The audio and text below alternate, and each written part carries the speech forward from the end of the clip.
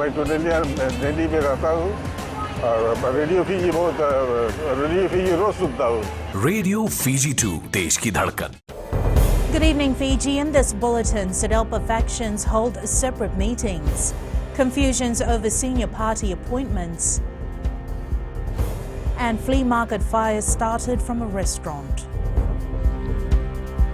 From the studios of FBC Suva, Jackie Spate. The future of the Social Democratic Liberal Party is in limbo tonight. Two groups purporting to be the legitimate management board have made appointments for senior party positions this morning. Both claim to have the lawful mandate to select a president and two vice presidents. One faction headed by Tuivakau Ratunangama Lalambalavu met at the Katria Hall in Suva, and the other, led by Rewa High Chief Rote Mumukepa, met at the Holiday Inn. This meeting is believed to have appointed Tuivakau Ratunangama Lalambalavu as acting president, while Ratuluke Ratuvuki is the acting vice president. FBC News has gathered that at the Katria Hall meeting, a member of the management board said that SDLP is not a party for Indians, while another uttered that women do not have a place in SDLP leadership. Prominent members of the Social Democratic Liberal Party were at this so-called management board meeting, which until this morning had not existed, and party leader Sitiveni Rambuka claims this was always going to be the neutral venue. No one that came up. I'm in the working committee, and we concluded the last meeting I was at that it would be had today in the FTA hall, and the business to be transacted was as passed in the business committee. However, Rambuka then contradicts himself, saying he had in fact earlier indicated that he would be attending a similar meeting at the Holiday Inn in Suva, but changed his decision overnight. No, I did not go to that one because when I looked at the constitution, who called the meeting, and also the preparatory meeting by the working committee, I felt that this was the one that I would come to. Because Honorable Anjil Tia is still the General Secretary according to the court ruling and according to the processes. So she had the right to give out a notification for the meeting. He says the outcome of their meeting at Katria Hall is for him to continue in his role as mediator between the two factions of the party. My role as mediator continues. I'll have to look at the decisions they made as well as these ones, and I communicate the views between the two parties, or make sure that the two parties know what's going on in the other camp. Rambuka confirms that there is still a division in the party and he will continue in his role as a mediator. He adds the party must act in haste to submit all necessary documents to the Registrar of Political Parties before the 27th of this month. Koray Tantulala, FBC News. Another group purporting to be the legitimate management board of the Social Democratic Liberal Party has also made appointments in Suva this morning. This faction argues they have the lawful mandate to select a president and two vice presidents because they followed the party constitution. Vice President Vijay Singh has been appointed acting president. Gina Pareti and Ratuchone Lesuma have been appointed acting vice presidents. Emile Ndui Tuturanga has been appointed the general secretary. Edwin Nund reports. This group, claiming to be the legal SDLP management board, argues that its appointments are the only rightful president and vice presidents. Yes, we are fully aware that there is another meeting happening on the other side of town by our own party, so we're still one SDLP party. Clearly, that reflects challenges that we face, and I'm hoping that we will be able to talk. This meeting was attended by Rewa High Chief Rote Mumukepa, sitting MPs Aseri Randronjo, Linda Tambuya and William Ngavoka.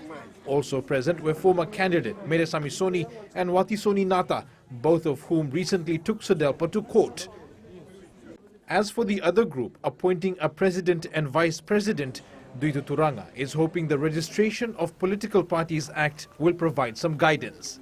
Registrar of Political Parties, who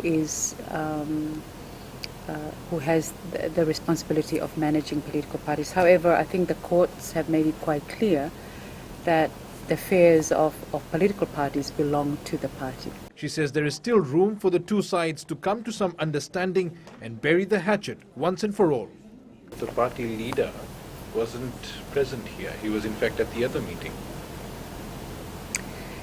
Yes, that's correct, but I would rather not comment about that. With there now being two separate lists of appointees, it may come down to a race to the finish line to see which group is first to submit its list to the Registrar of Political Parties. Edwin Nand, FBC News. A fire that destroyed the Value City outlet, handicraft stalls and kiosks at the flea market in Suva yesterday afternoon started from a restaurant. It took more than 3 hours for 30 firefighters and officers from Suva, Valilevu, Nakasi and Navua stations to control the blaze. The fire started just before 5 p.m. and the area was crowded as workers were trying to return home. Josai Nanunga has the details. The Suva CBD was in chaos yesterday afternoon when the fire broke out at the famous flea market. The fire started at around 4:40 p.m. I saw the flames came from the frying pan at one of the restaurants at flea market and quickly came into contact with flammable materials like plastics surrounding the room. The clothes and wooden materials contributed to the fast spread of the fire.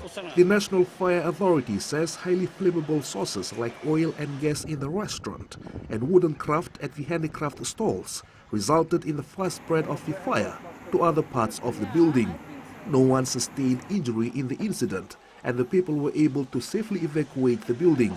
However, the fire destroyed about 7 restaurants, handicraft stalls and a Value City outlet. My stall was completely destroyed. I sell handicrafts, mats, and this is the only avenue of generating income to feed my family and education needs of my children. I am really devastated with the incident and I have lost an estimated amount of over 2,000 from this fire. Soko beauty owner Talei Sokewasa says she lost all her valuable items in the fire. When I see it on social media, I couldn't believe it. That flea market just get burned. And then when I came, I got a shock. Even first of all, I just think about for my passport and everything, like a business license, everything is in my drawer. It's almost 17 hours since the fire, and you can still see smoke coming out from the charred remains. The small business owners are still coming to terms with the loss, as this was already trying times for them, as business was slow due to the COVID-19 pandemic. The NFA will work with the police to determine the cause of the fire. Josai Nanunga, FBC News. Meanwhile, the Value City owner says the loss incurred due to the fire that destroyed their Suva Fleet Market outlet is estimated at around $600,000. Managing Director Vera Chut says they've lost a substantial amount in stocks, shop fittings, fixtures, hangers and appliances which were imported from Australia and New Zealand. Chut says they're thankful that all 12 staff at the branch and the flea market vendors are safe and unhurt.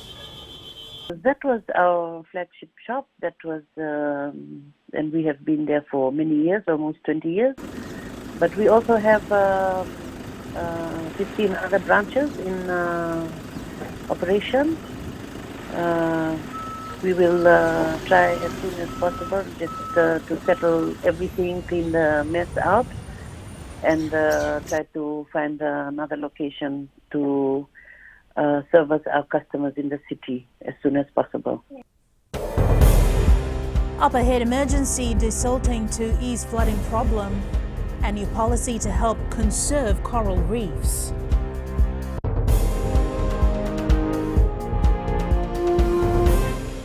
Pula natang ko aprosa ng karse, go erkraki. Do televizyon na barong na Radio Fiji 1 nandomo ibiti. Radio Fiji 1 nandomo ibiti.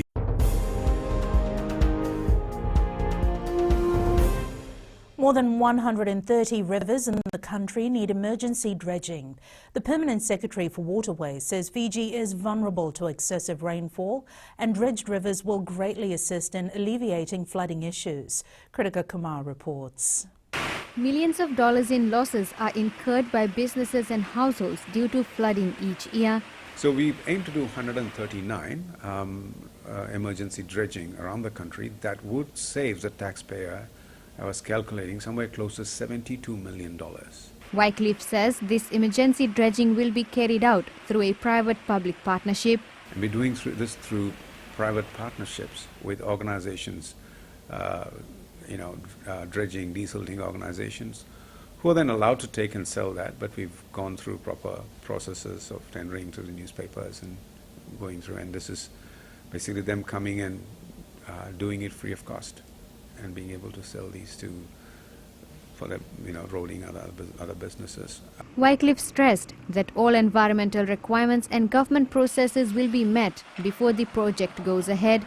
Desilting along the Nakauvandra River in Rakiraki is already underway, which will ease flooding issues for Rakiraki town and the neighbouring communities. One of the reasons the flooding was frequently happening in Rakiraki is because of excessive volume of rain.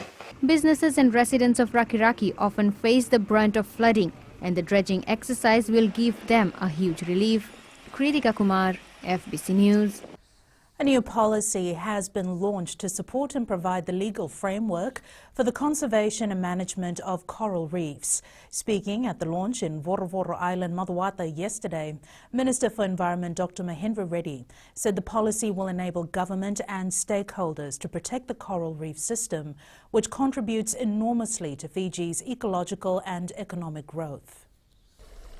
Fiji's coral reef system comprises of 5 reef types distributed over 10,020 square kilometers of marine inshore area, and people rely on it for their livelihood, food source and cultural value. It contains the stocktake of the coral reefs in Fiji. It provides the legislative framework which will be used by those who are protecting the coral reefs to ensure that no one tampers with our coral reef systems. Amongst other things, the policy also lists the various threats to the coral reef systems and how they should be avoided. There are threats to coral reef system, both natural threats as well as human-induced threats, and we need to be a step ahead to minimize any of those threats and also build resilience amongst our coral reef system. The wetlands policy on the conservation and management of Fiji's coral reefs will complement conservation works already underway.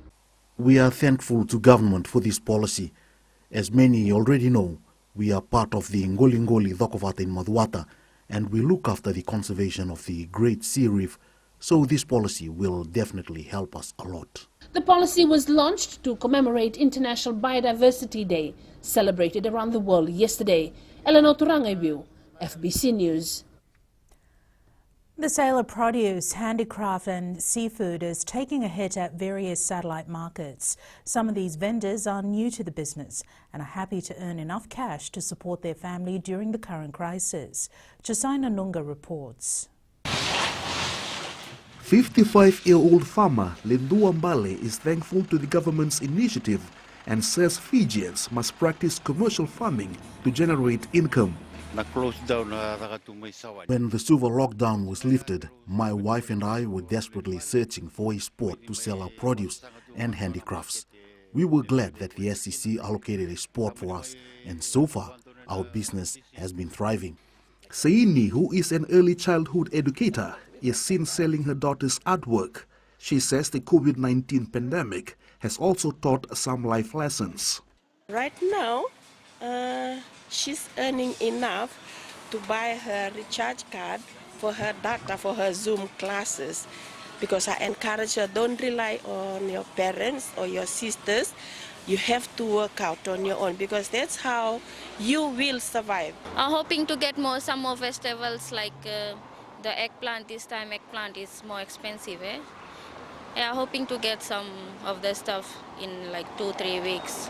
Just like this one in Nasese and here in Rewanga, similar satellite markets have been set up in other areas in an effort to reduce overcrowding at central markets as a precaution to stop the spread of COVID-19. José Namuga, FBC News. This year's Eid al-Fitr will be very different as the coronavirus crisis grips the world. The end of the holy month of Ramadan is marked with celebrations, but this year there will be no mass prayers in the mosques and no communal breakfasts or large family gatherings. In Fiji, gatherings of only up to 20 people are allowed as a precautionary measure to stop the spread of COVID-19. Kritika Kumar reports.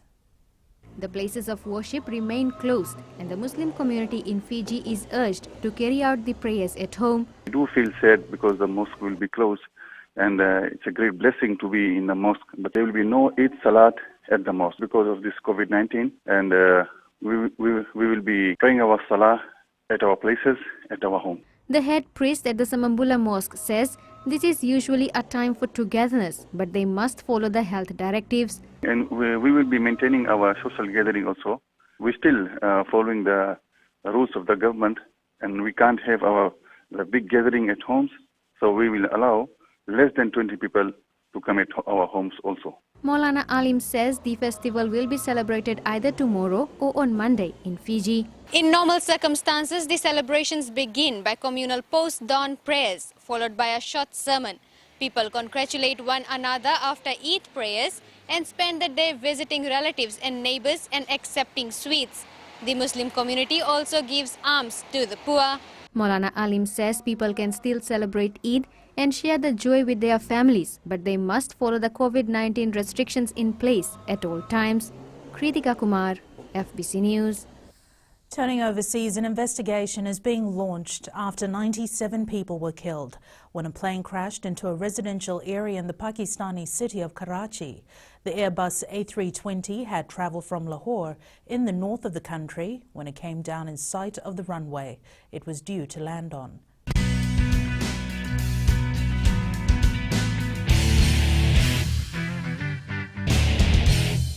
My name is Neha and I'm from Karavi. And Mitre FM, it's hot. Mitre FM, it's hot.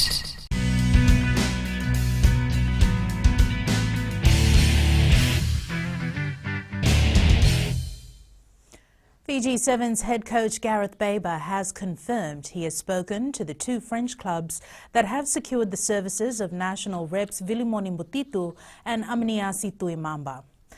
The Fiji National Rugby League and Fiji Secondary Schools Rugby League are standing by for government clearance before making their next move. But one of the positive news for Fiji Mbati coach Brendan Costin is the resumption of the NRL, but for Schools Rugby League, they'll have to wait a little longer. Having spoken to the players firsthand, they're all doing well. The really good thing about the Fijian side is they're in like a little WhatsApp group all together. So even though they play for different clubs, they've been able to support each other and keep each other sane via WhatsApp. So I think they're all doing really well. Costin says it's good the sport is starting somewhere. And we're waiting for confirmation of tests, when they'll be played, etc., and who will be playing. And I think that has to line up with the NRL competition.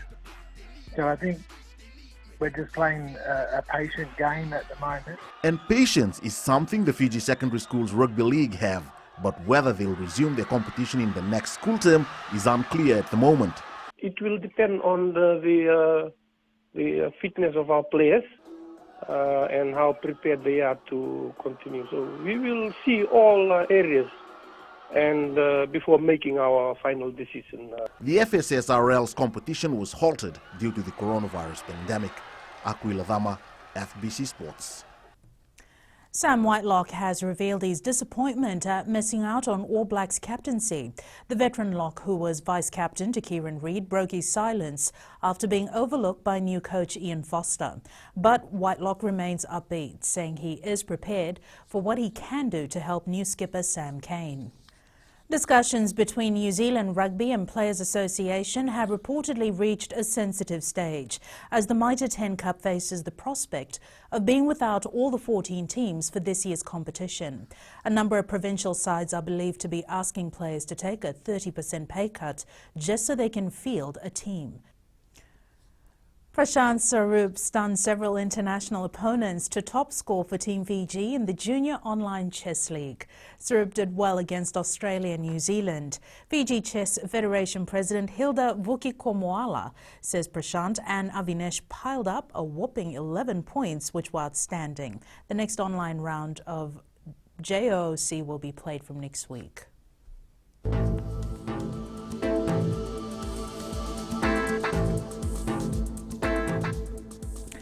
Taking a look at weather, mainly fine conditions prevailed over the rest of the country. Taking a quick look at the map, looking at the west, a mixture of sun and clouds. Eastwards from Pacific Harbour to Suva, pleasant conditions. It will be mainly cool at night. And up north, cloudy periods with brief showers, cool nights. At sea, southeast winds 10 to 15 knots, gusting to 20 knots, moderate to rough seas, moderate southerly swells. Turning to the tides, low tide at 1:12 tomorrow morning, with high tide at 7:24 a.m. Sunrise is at 6:28. Now for tomorrow, it's cloudy periods with brief showers over the northern division and eastern parts of Viti level. Expect nights to be cooler. Tomorrow's temperature, it will remain in the low 30s.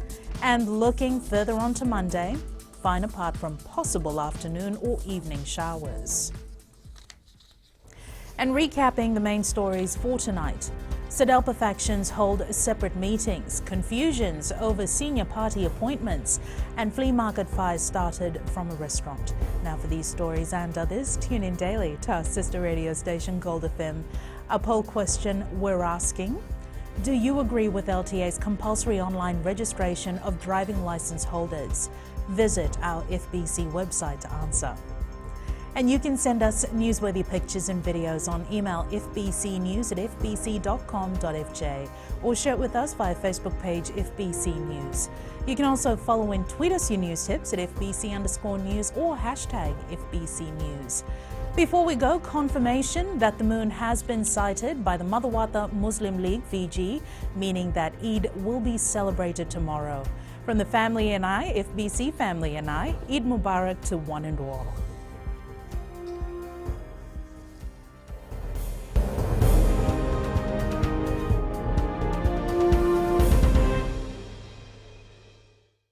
Bola, I'm Miri, I'm from Lotoka and I love Gold FM because they play all my classic hits. Gold FM, only the classic hits.